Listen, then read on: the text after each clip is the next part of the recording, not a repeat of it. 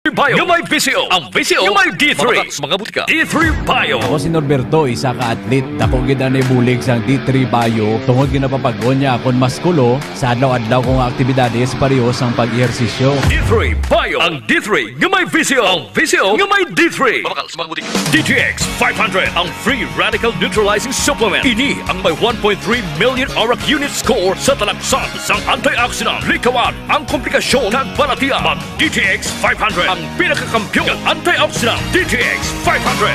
Pangilinan Gripo. Nice shot, Dad! Whew. Thanks, Donnie. It's hard to be the fun dad kapag malabong mata. Kaya I visit EO Executive Optical for expert eye care and state-of-the-art facilities. Kasi pag mahal mo, aalagaan mo. So if you love your eyes, visit EO Executive Optical. DTX 500. Pasami ka bala nagaugdas, kapoy sa trabaho, kag stress adlaw-adlaw. Ini ang kabangdanan sa matasi nga pagtingulang kalaman ng abyan. Mag DTX 500 ka kaysa DTX 500. Ang stress malikawan, pagkaburingon malimtan. DTX 500. DTX Coffee Mix. Ako si Nato Barrios, mahilig gid sa kape. Apang talupangdan ko nga makula-pula akong ihi. Pagod gali sa kape nga akong ginainom. Testingan ko ang DTX Coffee Mix. Kanamit gid kag nagbalik ang katinaw sang akong pagpangihi. Naga-detoxify gali sang toxin sa lawas ng DTX Coffee Mix. DTX Coffee Mix. Mga butika. DTX Coffee Mix. Ako si Mundot Ausas. Madamo na sang kape na tilawan. Apang lain gid ang DTX Coffee Mix magluwas nga manami ang sabor. Nagkupos na ako nubag nga tiil. Pati akong arthritis wala na magbalik. DTX Coffee Mix. Mabaka sa mga butika. Mighty C. Ang alkaline nga vitamin C. Ko si Ricky, isa ko ka-guard. Sige kog pulang, uti kog buntag gabi imo. Nanglan sa akon nga kubra. Alerto gid ko sa 24 oras. Gatik gid ko, vitamin C. Ang Mighty C, labis gid pagpabaskog sa lawas. Mighty C. Mabaka sa mga butika. K5 News FM, championing the lives of the Filipino. Wow! May puso! The official overall #1 station in Iloilo City. K5 News FM. Iloilo 88.7. Oras sa K5 News FM Iloilo, Philippine Standard Time. Alas 6:03.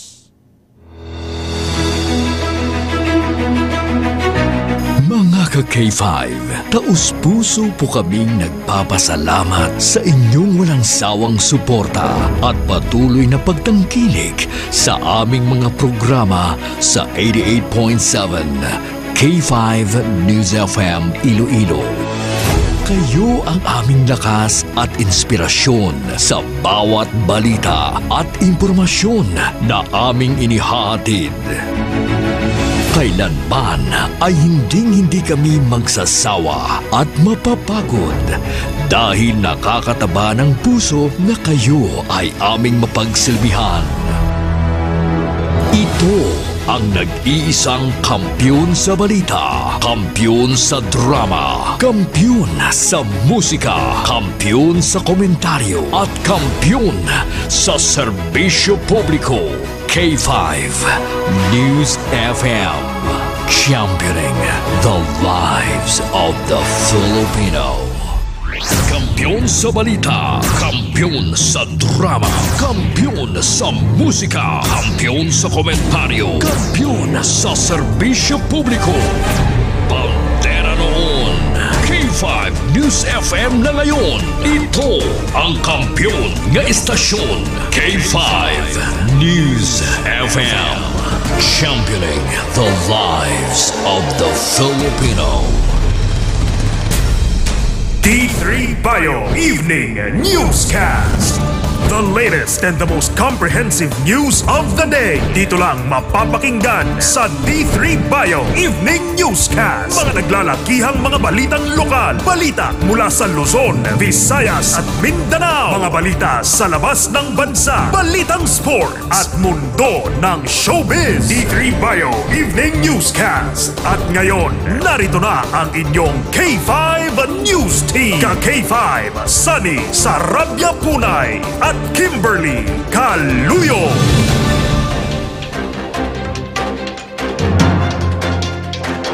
Maayong gabi Iloilo, magandang gabi Pilipinas, good evening world.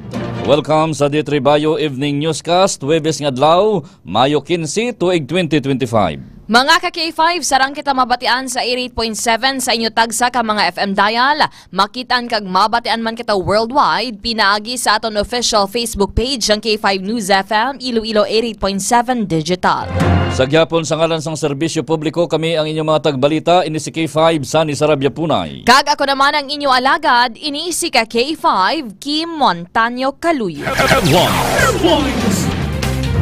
Sa mga pangulong dinalan, ginadulong sa kalawan sang D3 Bio, nahimo sa vitamin D3 kag virgin coconut oil. Sa mga nagabalik-balik ang hilanat o bukang sipon kag para makalikaw kita sa dinggi, magtumar sang Klinika D3 Bio, sang Klinika de Alternativo Medicina.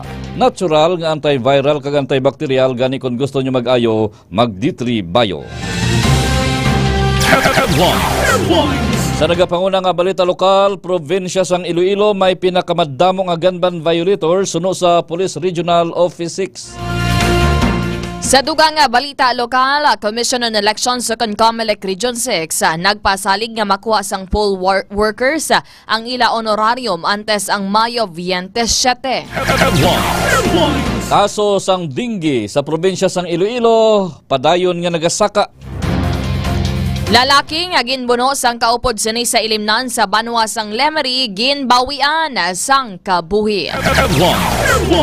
Sa nagapanguna nga balita nasyonal, President Ferdinand Marcos Jr. wala sang plano nga iduso ang impeachment case bato kay Vice President Sara Duterte. Sa dugang nga balita national, former President Rodrigo Roa Duterte ginkalipay ang iya kadalagan bilang alkalde sa syudad sang Davao. Balita international, World Health Organization magabuhin sa mga empleyado matapos ginbuhinan sang US ang ilang pundo. Sa aton balita sa patag sang sports, Boston Celtics gintambakan ang New York Knicks. Kag sa aton balita sa patag sang entertainment ay sigira ginpakinwala ang huring-huring nga ini siya ang nagabusong.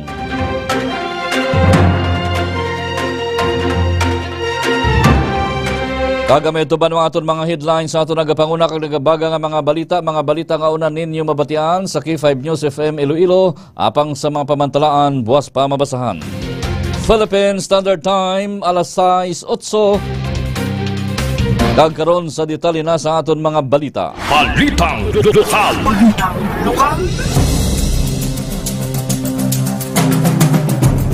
Ang masunod nga mga balita lokal nga inyo mabatian igadulong sa kaluan sang Klinika DTX Coffee Mix with ang palaya, chia seeds, desugared sugarcane extract powder. Para sa may mga diabetes o kunyara na sa bibis ang pagka-diabetiko na bawal na ang mag-inom sa kape nga puro lang kalamay, hindi magkabalaka pwede gihapon makapangapi. Klinika DTX Coffee Mix, ang pinaka-healthy nga kape. Nakakape ka na, naka-detox ka pa.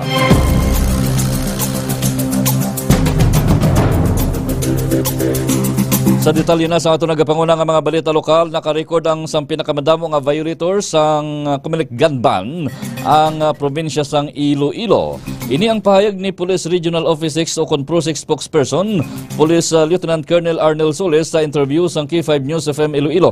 Suno kay Soles nga 27 ka mga violators sang gun ban ang na-record sa probinsya sang Iloilo kung sa diin ginasundan ini sa probinsya sang Capiz nga may 16. Ang syudad sang Iloilo ang may 7 naman ka mga violators, 6 sa Antique. Kag tag-apat naman sa Guimaras kag Aklan.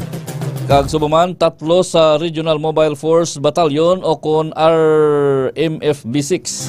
Dugang panisulis nga 67 ka persona ang naaresto kag napasakaan na sang kaso ang maini sa paglapas sa Republic Act No. 10591 o kon ang Comprehensive Firearms and Ammunition Regulation Act on in relation to Comelec gun ban. Sa dugang nga balita lokal, naglabot sa masobra 200,000 ka mga botante gikan sa Western Visayas ang nag-avail sang early voting program sa Commission on Elections sa Comelec sang Mayo 12. Base sa report kon datos sang Comelec, yara sa 261 ang kabugusan nga datos gikan sa probinsya sang Iloilo, Antique, Capiz, Aklan, kag Guimaras. Nahibaluan nga nagbukas ang mga polling precincts sang Mayo 12 takna alas 5 sang kaagahon sa diin sa arang makaboto ang mga persons with disabilities sa PWDs nagabusong kag senior citizen. Ginakalipay man ni Comelec 6 Regional Director Dennis Ausan ang nangin resulta sang eleksyon sa riin. Nangin positibo ang feedback siniya. Magluwas sa early voting, nangin madinlagon man ang ginhiwat nga labing una nga mall voting. Sa pihak nga bahin, sa iban pa nga balita lokal, ginpasalig sang Commission on Elections o Comelec Region 6 nga mabaton sang tanan nga mga poll workers nga nag-service eleksyon ang ilang honorarium.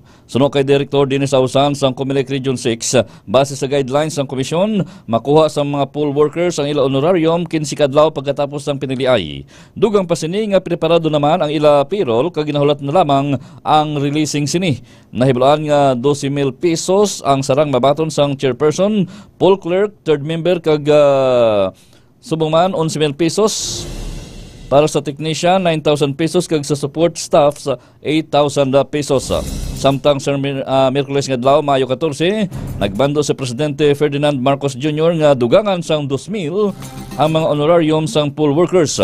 Kapin sa 36,000 pesos na or 36,000 naman ka mga poll workers sa bugos nga Region 6, dala na ang Negros Occidental ang nagserbi sa nakaligad nga eleksyon. Samtang nagpirma na ang Iloilo City Government sang unsolicited proposal sa Aboitiz Infra Capital kon AIC para sa bulk water supply project. Nahibaluan niya naglabot sa 3 ka bulan ang nangin negosasyon para malabot ang amo nga partnership agod nga masolusyonan ang demand sang tubig sa syudad sang Iloilo. Suro pa kay Mr. Eduardo Aboitiz, ang Vice President sang Aboitiz Infra Capital, nga yara sa 86 million liters per day ang ila sarang nga masupply nga tubig sa syudad. Samtang 40 pesos naman per cubic meter ang presyo sang tubig. Nakita naman ni Iloilo City Mayor Jerry P. Treñas nga ang bagong partnership ang mangin solusyon sa ginakulang nga supply sang tubig diri sa syudad. Ginpangunahan naman ni Mayor Jerry Treñas ang pagpirma sang proposal.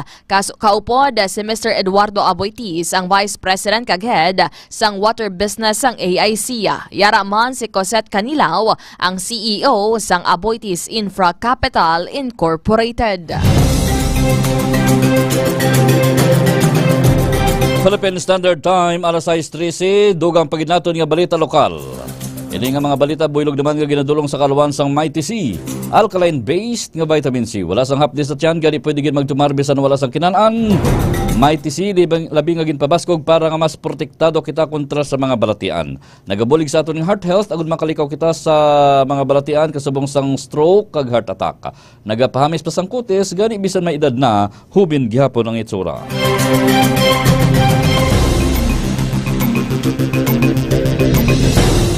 Sa dugang paginaton nga balita lokal, naglabot na sa 1,673 ang kaso sang dengue sa probinsya sang Iloilo, kag siyam na ang nagkalamatay base sa data sang Iloilo Provincial Health Office o kon IPHO humalin sa Enero 1 tubtob Mayo 10. Mas mataas ini sang kapin 80.3%. Kung ipaanggid sa nakaligad nga tuig sa amuman nga pitsa nga mayara lamang sang 928 ka mga kaso kag may 3 lamang ka mga nagkalamatay. Ang napulo ka mga banwa nga may pinakamadamo nga kaso amo ang banwa sang San Joaquin nga may 126. Ginasundan sang Uton nga may 99 kag may isa ka patay. Banwa sang Leon may 86, Kabatuan kag Dumangas nga may 79, Lambunaw nga may 64, Pututan nga may 59, nga may 2 ka patay, San Dionisio nga may 56, Kalinog may 54 kag Hiniway nga may 51 ka mga kaso. Padayon nga ginapahamdom sang IPHO ang 4S kontra dengue.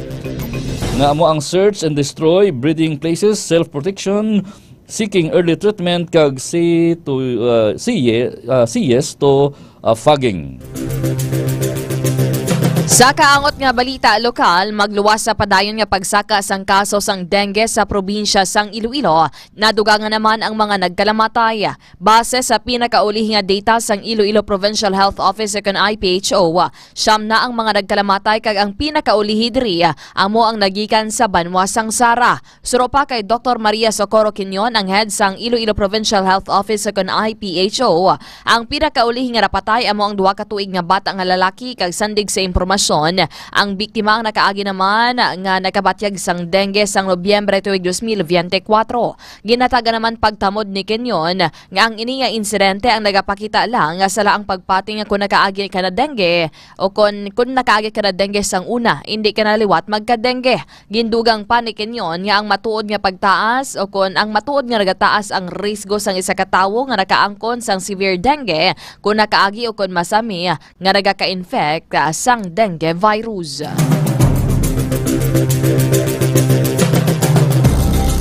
Ang masunod naman nga mga balita nga inyong mabatian, igadulong sa kalwan sang Klinika DTX 500, ang palay leaves with the sugarcane extract. Sa may mga diabetes, sa mga hindi makatulog sa tiyon sa kagabihon, para nga mangin mahamuok ang katulogon, mag-Klinika DTX 500 adlaw-adlaw. Nagabulig ini para makalikaw kita sa madamo nga mga balatian, ilabi na ang cancer. Klinika DTX 500, the superior antioxidant.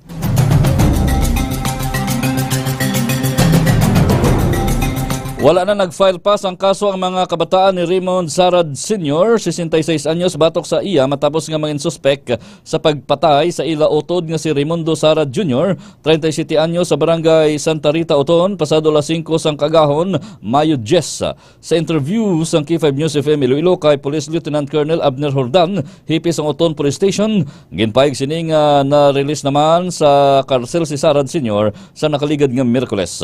Kung madumduman, nasapuan sa kanal ang biktima nga si Sarad Jr. nga wala na sa kabuhi, dugoon kag may pilas tugas ang pagbuno. Una nga ginpakinwala pa sa kamay ang krimen kag nagakatulog pa sang abtan sang kapulisan apang mayara ini sang black eye, pila sa ulo kag tagsik sang dugo sa iya tiil.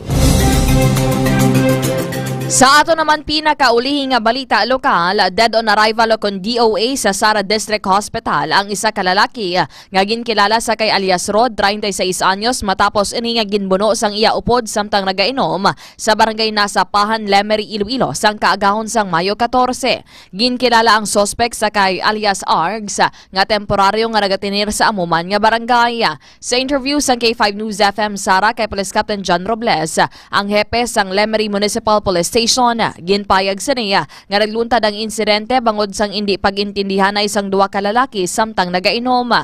Dugang pa sini ginbuno sang sospek ang biktima sa dughan nga amo ang rason sang iya kamatayon. Samtang mayara sang testigo nga nakasaksi mismo sa nasambit nga hitabo nga upod man nila nga nag-inom. Suno pa kay Robles, ang gingamit sang sospek amo ang isa ka kutsilyo nga tubtub subong, wala pa na-recover bangod ginpalagyo ini matapos ang krimen. Sa karon ginahulat sang pamilya kag sang otoridad ang resulta sang autopsy. Agod niya mas masiguro ang kabugusan nga kahimtangan sang biktima kag mga detalye sa nagluntad nga krimen.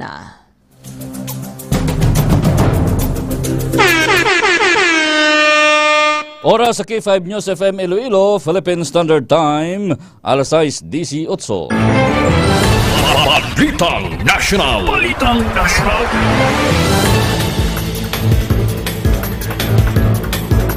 Sa ilo kita banwa sa detalye naman sa ato nagapangunang nga balita nasyonal, mga balita sa palibot sang pungsod, buylog nga ginadulong. Sa kalwan sang Klinika DTX Beauty Soap. Sa mga luyag magputi ka maghamis ang kutis, maggamit sang Klinika DTX Beauty Soap adlaw-adlaw kada magpaligo. Nagabulig ini para makalikaw kita sa mga balatian sa panit, kasubong sambuni, punggod, kati-kati, kag iban pa. Klinika DTX Beauty Soap na antimicrobial soap pa.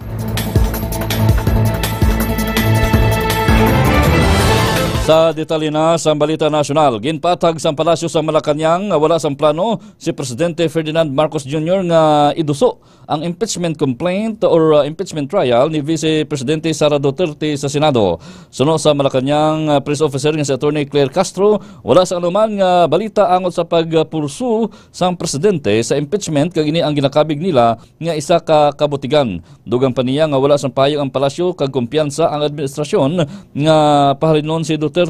Madumduman nga na-impeach si Vice President Sara sa Kamara sa Pebrero 5 bawod sa mga kaso nga betrayal of public trust, graft, kag iban pa.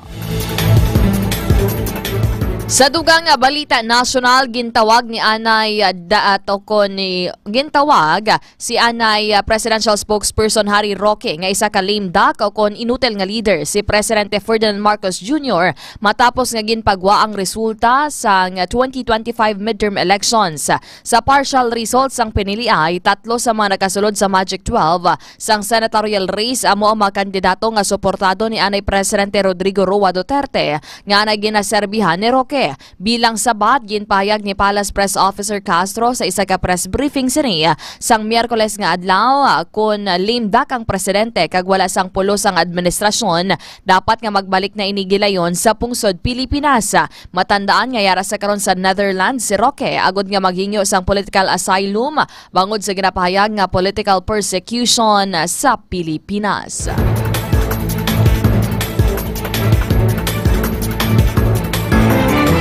Ining gabahin sa aton mga balita, buhilog naman nga ginadulong sa kalwan sang klinika DioFresh Dio Roll-On. Pagkatapos paligo, hindi gid magkalipat magamit sa klinika DioFresh Dio Roll-On para priska ang pamatyagan sa bilog nga adlaw. Nagahatag ini sa aton sang 48-hour protection kontra sa bahong balhas. Klinika DioFresh, the natural Dio Roll-On.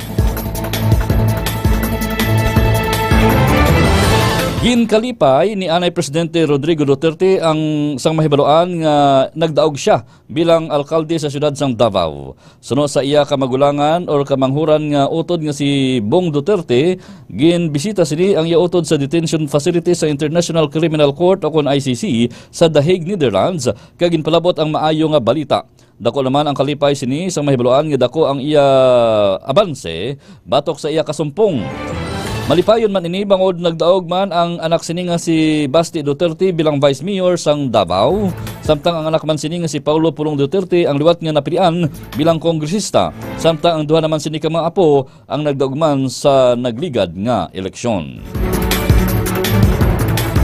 Sa aton pinakaulihing nga balita nasyonal, welcome sa Malacañang ang presensya sa Senado sa mga lehitimo nga oposisyon apang handa nga pamatukan ang mga obstructionist.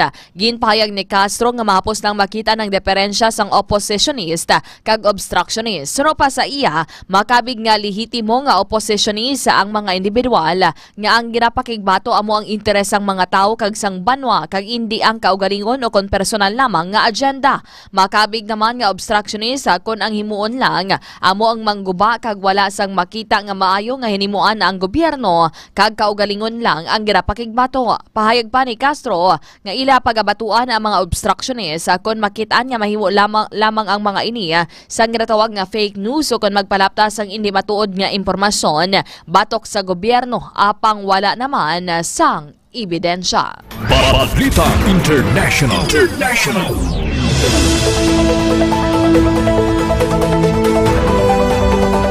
Sa detalye naman banwa sa aton balita international, buylog nga ginadulong sa kalwan sa Extend the Food Supplement for Men. Para sa permilang gilakapoy, badasig kapuyon kag maluyan ang tuhod, mag-extend the food supplement for men. Nagabulig ini para nga mangin maayo ang sirkulasyon sa aton dugo, nagapataas man sang libido para nga mangin maayo ang performance. Extend the food supplement for men with maca and clavo huasca. Gin-anunsyo sang head sang World Health Organization o kon WHO nga si Tedros Adhanom Ghebreyesus sang Miyerkules nga ila pagabuhinan ang halos tunga sang ila executive management team sa tunga sang kakulangan man sang pundo tuga sang pagkat sang pundo sang US. Gikan sa 11, mangin-anom ka opisyal na lamang ang kabugusan sa bago nga pamunuan sa headquarters ng WHO sa Geneva humalin sa Hunyo 16. Suno kay Tedros, dako ang utang kablaslan sang organisasyon kay Mike Ryan, Director sang Emergency Response, isa sa magapanawag sa iya pwesto bangod sa iyang importante nga papel sang pandemya. Nagpandam si Tedros sang Abril nga magapangatubang ang WHO sa kakulangan sa sweldo nga maglabot sa $560 million tubtob sa $650 million para sa tuig 2026 tubtob 2027. Sa dugang nga balita sa luwasang pungsod ng Inmadin Lagon, ang ginpatigayon niya pagbisita ni US President Donald Trump sa Doha, Qatar. Pag-abot pa lang sang iya Air Force One, isa ka red carpet welcome ang nagsumalang sa iya. Ginsumalang manini ni Qatar Emir Sheikh Tamim bin Hamad Al Thani. Kung siriin, nagpatigayon sila sang bilateral meeting. Sa ginhimo nga pagpulong-pulong, ginanunsyo ni Trump ang $96 billion nga kasugtanan kung siriin magabaka ang Qatar sang 210 Boeing jet nga ginhimo sang Estados Unidos. Balitang Sports.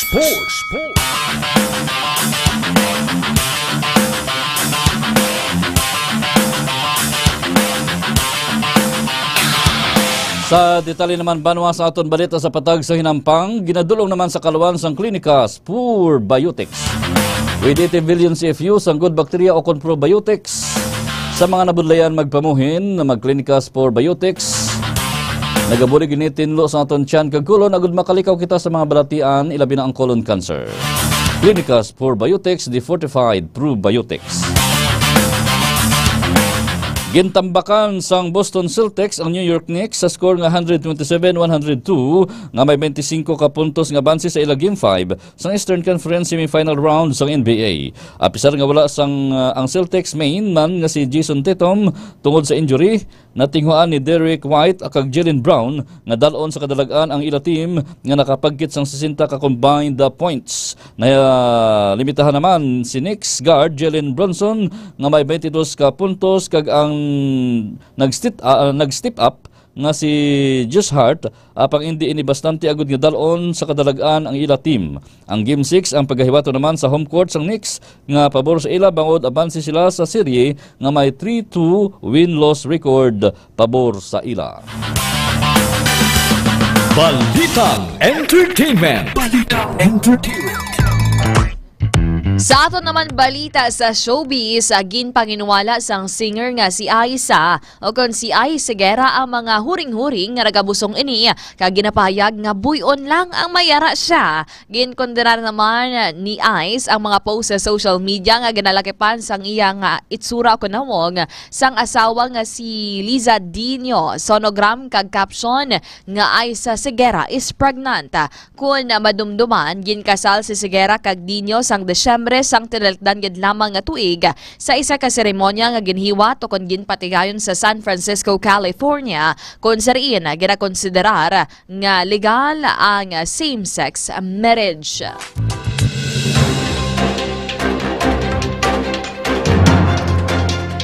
Samtang sa ato naman pinakamaayo nga balita sa Mateo 6:34 nagasiling, gani hindi kamo magpalibog parte sa buwas, kay ang buwas may kaugalingon nga palaligban. Hindi kinahanglan nga dugangan pa ninyo ang palaligban nga nagaabot sa kada adlaw. Philippine Standard Time alas 6:28. Kagamit to ba naman kabugusan sa ato nagapanguna nga mga balita sa D3 Bio Evening Newscast. Maayad-ayad yun nga gabi sa aton dira nga mga solid listeners and of course viewers sa karon nga tinuon. And dira kay Mami Immaculate sa distrito sang La Paz ay sini nga pinalangga nga bana sa aton nga K5 Iloilo Solid Supporters Chapter 1 and Chapter 2 sa aton nga WVTC Patrollers.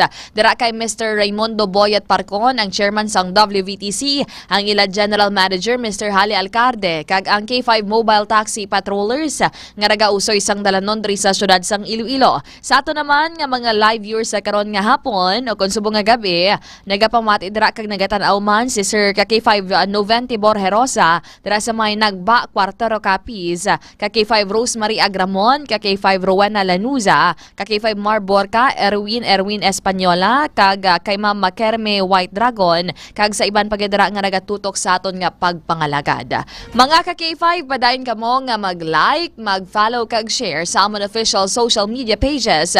Ang K5 News FM Iloilo 88.7 kag K5 News FM Iloilo 88.7 digital. Makitan kami sa amon nga Facebook page, sa amon nga YouTube channel, and of course sa amon nga TikTok account.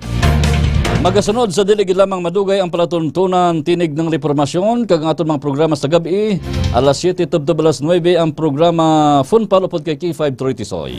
Alas 9:30 tubtob alas 12 ang palatuntunan K5 Night Watch upod kay K5 Kim Kaluyo kag ang aton matahom nga drama Rihas mabatian alas 4 tubtob alas 4:30 sa hapon. Sa ngalan sang bugos nga puwersa sang K5 News Center. Sa gihapon kami ang inyong mga tagbalita. Ini si K5 Sani Sarabia Punay. Kag ako naman ang inyo alagad, iniisi ka K5 Kim Montaño Kaluyo. Para sa kampiyon nga balita, serbisyo publiko kag kalingawan sa Iloilo, number 1 na kita. K5 News FM. K5 News.